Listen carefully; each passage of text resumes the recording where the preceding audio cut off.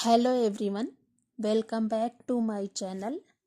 आज हम बात करेंगे सामाजिक परिवर्तन के सिद्धांत के बारे में। तो आइए जानते हैं समाज में सामाजिक परिवर्तन किन कारणों से तथा किन नियमों के अंतर्गत होता है, उसकी गति एवं दिशा क्या होती है।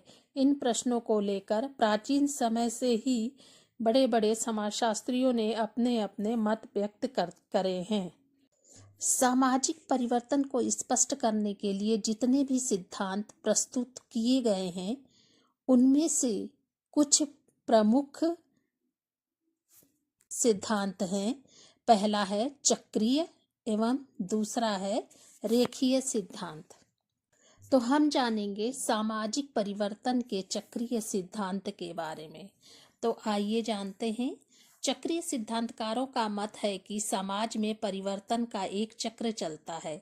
हम जहां से प्रारंभ होते हैं, घूम फिर कर पुनः वहीं पहुंच जाते हैं। इस प्रकार चक्रीय सिद्धांतकार सामाजिक परिवर्तन को जीवन चक्र के रूप में देखते हैं। चक्रीय सिद्धांतकारों में स्पेंगलर, टायनबी, पैरेटो एवं सोरोकिन प्रमुख हैं।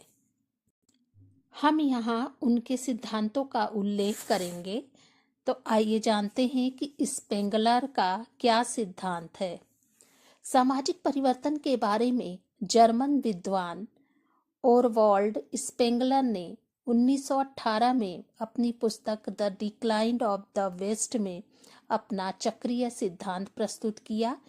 इस पुस्तक में उन्होंने सामाजिक परिवर्तन के उद्विकासीय सिद्धांतों की आलोचना की और कहा कि परिवर्तन कभी भी एक सीधी रेखा में नहीं होता है। स्पेंगलर का मत है कि सामाजिक परिवर्तन का एक चक्र चलता है, जहां से प्रारंभ होते हैं, घूम फिरकर पुनः वहीं पहुंच जाते हैं। जैसे मनुष्य जन्म लेता है, युवा होता है, वृद्ध होता है और मर जाता है तथा फिर जन्म लेता है। तो यही चक्र मानव समाज एवं सभ्यताओं में भी पाया जाता है। मानव की सभ्यता एवं संस्कृति भी उत्थान और पतन, निर्माण और विनाश के चक्र से गुजरती है। वे भी मानव शरीर की तरह जन्म, विकास और मृत्यु को प्राप्त होती है। अपनी बात को सिद्ध करने के लिए आपने विश्व की 8 सभ्यताओं अरब, मिस्र, मेजियन, माया, रूसी एवं पश्चिमी संस्कृतियों आदि का उल्लेख किया और उनके उत्थान एवं पतन को दर्शाया। स्पेंगलर ने पश्चिम सभ्यता के बारे में कहा कि यह अपने विकास की चरम सीमा पर पहुंच गई है। उद्योग एवं विज्ञान के क्षेत्र में उसने अभूतपूर्व प्रगति की है, किंतु अब वह धीरे धीरे क्षीणता एवं स्थिरता की स्थिति में पहुंच रही है, अतः इसका विनाश होना निश्चित है। दूसरा है टायनबी का सिद्धांत। टायनबी एक अंग्रेज इतिहासकार थे। उन्होंने विश्व के 21 सभ्यताओं का अध्ययन किया तथा अपनी पुस्तक अ स्टडी ऑफ हिस्ट्री में सामाजिक परिवर्तन का अपना सिद्धांत प्रस्तुत किया। टायनबी के सिद्धांत को चुनौती एवं प्रति उत्तर का सिद्धांत भी कहते हैं। वे कहते हैं कि प्रत्येक सभ्यता को प्रारंभ में प्रकृति एवं मानव द्वारा चुनौती दी जाती है। इस चुनौती का सामना करने के लिए व्यक्ति को अनुकूल की आवश्यकता होती है। व्यक्ति इस चुनौती के प्रत्युत्तर में भी सभ्यता व संस्कृति का निर्माण करता है। इसके बाद भौगोलिक चुनौतियों के स्थान पर सामाजिक चुनौतियां दी जाती है। ये चुनौतियां समाज की भीतरी सभ्यताओं, समस्याओं के रूप में अथवा बाहरी समाजों द्वारा दी जाती है।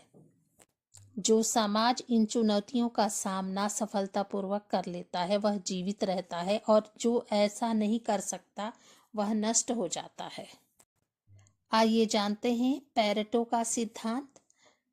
पैरेटो ने सामाजिक परिवर्तन का चक्रीय सिद्धांत, जिसे अभिजात वर्ग के परिभ्रमण का सिद्धांत कहते हैं, का प्रतिपादन अपनी पुस्तक माइंड एंड सोसाइटी में किया।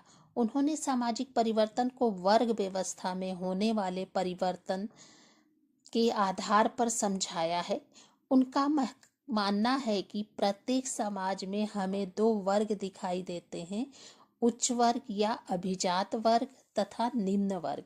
ये दोनों वर्ग स्थिर नहीं है, वरन इनमें परिवर्तन का चक्रीय क्रम पाया जाता है।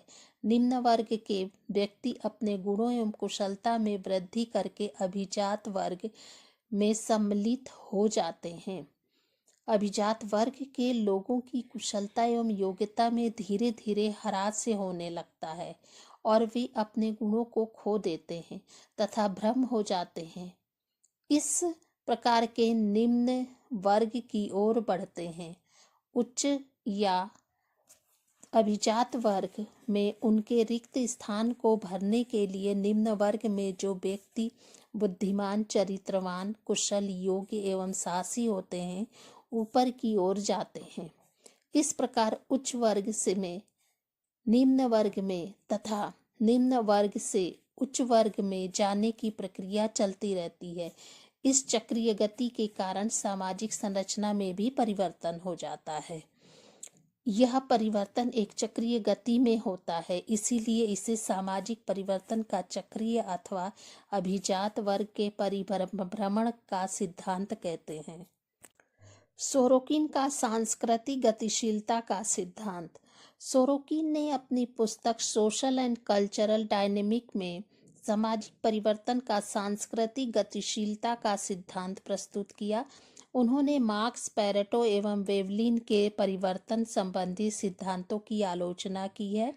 उनका मत है कि सामाजिक परिवर्तन उतार चढ़ाव के रूप में घड़ी के पेंडुलम की भांति एक स्थिति से दूसरी स्थिति के बीच होता रहता है। उन्होंने प्रमुख रूप से दो संस्कृतियों, भावनात्मक एवं चेतनात्मक का उल्लेख किया है। प्रत्येक समाज संस्कृति की इन दो घुरियों के बीच घूमता रहता है, अर्थात चेतनात्मक से भावनात्मक की ओर तथा भावनात्मक से चेतनात्मक की ओर आता जाता रहता है। एक स्थिति से दूसरी स्थिति में जाने के दौरान मध्य में एक स्थिति ऐसी भी होती है जिसमें चेतनात्मक एवं भावनात्मक संस्कृति का मिश्रण होता है। इसे सोरोकिन ने आदर्शात्मक संस्कृति कहते हैं। विभिन्न संस्कृतियों के दौर से गुजरने पे समाज में भी परिवर्तन आता है। तो ये था सामाजिक परिवर्तन के चक्रीय सिद्धांत के बारे में। धन्यवाद।